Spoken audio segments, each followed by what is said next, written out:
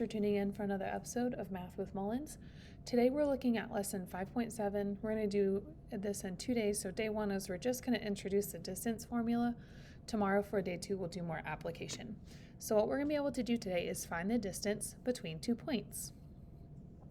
The first thing we want to understand is, well, what is the distance formula? And right now I know this looks super confusing, but it states the distance d between 2 points x1, y1 and x2, y2, that means you're just going to have 2 ordered pairs, would be using this formula.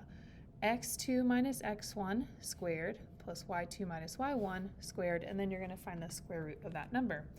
This lesson is going to be best done if you have a calculator with that square root option, so make sure you have that by your side. We're specifically following this after we've learned the Pythagorean Theorem, because the distance formula is also another way that you can use the Pythagorean Theorem.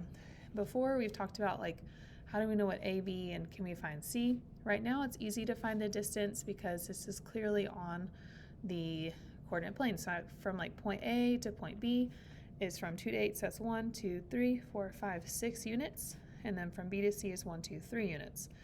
The tricky part about going from C to A is it's not on a level line, so we would have to figure out, well, what is C equal to?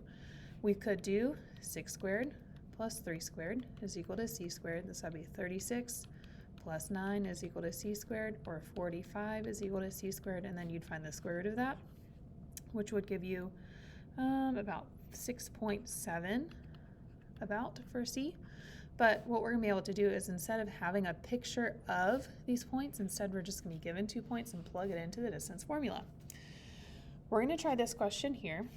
And the first thing I'm going to do is I'm going to go ahead and color coordinate my x1, y1, x2, y2. So we're going to say that this is x1, y1, and then my x2, y2 will be pinks. Okay? And what I'm going to do is I'm going to fill it in with my formula, starting with x2 minus x1 plus my y2 minus y1, and then we're squaring that. Starting with x2 minus x1, my x2 is negative 4 minus my x1, which is 1, and then my y2 is negative 2 minus my y1, which is 5. Okay, so hopefully seeing that color coordination helped you. Now we're going to solve each one of these inside the parentheses. Negative 4 minus 1 is like saying negative 4 plus negative 1, that's negative 5, and we're going to square that, plus negative 2 minus 5 is negative 7 squared. Now we find what is negative 5 squared. That's negative 5 times negative 5, or 25, and negative 7 squared is negative 7 times negative 7, which is 49. We're going to next add 25 and 49 together. We'll get 74, and then we'll find the square root of that by using our calculator, which is roughly 8.6 to the nearest 10th. Okay, so what we did is we plug in x1, x2, y1, and y2. And even before that, we label x1, y1, x2, y2. It doesn't always have to be x1, y1 are the first ones and x2, y2 are the second ones. Sometimes it'll make more sense to do that in reverse, and we'll talk about that in a second. And then we squared, or we subtracted, subtract, squared, added, and then find square root. Okay, so we're going to try the next one together. If you want to pause the video here and try this one on your own, again, the first thing you should probably do is label your x1, y1, and your x2, y2. Okay? If you want to, go ahead and pause right now, try it on your own, and when you're ready to check it, go ahead and click play. All right, first thing I'm going to do is my x2 minus x1 squared plus my y2 minus y1 squared. And we're going to plug that in after I'm done labeling. X2 is 4 minus my x1, 0, my y2 is 5 minus my y1, which is also 0. This one should be very simple. 4 minus 0 is 4, so we're going to be squaring the 4 in just a minute, and then 5 minus 0 is 5, squaring that just a second as well.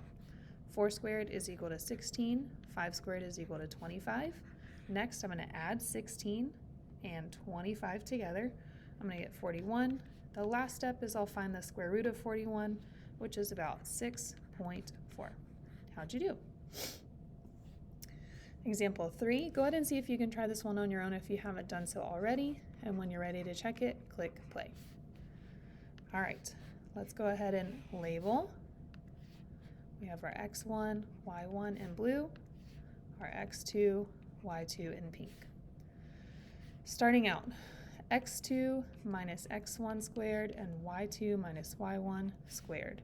x2 is 9 minus x1, which would be 7, and then y2 is 6 minus, watch closely here, my y1 is negative 3. So when I do my first one, x2 minus x1, 9 minus 7, I'm going to get 2 squared. When I tell you to be careful here, notice how I didn't just put 6 minus 3, it has to be 6 minus my negative 3, because that's y2 minus y1. This is my y2, and this is my y1. I still have to put the minus sign in front of them. 6 minus negative 3, actually 6 means 6 plus positive 3, which is going to give us 9 squared. Now let's break up the squares. 2 squared is 4, 9 squared is 81. Adding those together, we get 85. So my final step is to find the square root of 85. Round to the nearest tenth, we'll say that's about 9.2. Okay, so just be very careful with double negatives. Okay, this one will be our last one, and then we'll get a chance to conclude our video for today. So go ahead and label, find your x1, y1, x2, y2, oops, x1, y1, blue, x2, y2, pink. We're going to be very careful when we subtract here because I'm seeing some negatives. Here we go. x2 minus x1, that is going to be pink, negative 5, minus a negative 2. And then y2, 1, minus a negative 3. Okay? When we do negative 5 minus negative 2, that actually means negative 5 plus 2, which will give us negative 3 squared. And then 1 minus negative 3 means 1 plus 3. That's going to give us 4 squared. Negative 3 squared is 9. 4 squared is 16. When we add 9 and 16 together, we get 25. This one ends up being a perfect square, so my answer is 5. That'll conclude our lesson for today on 5.7 day 1. Thanks so much for tuning in, and catch us next time for 5.7 day 2 when we do a little bit more application with the distance formula. Have a great day.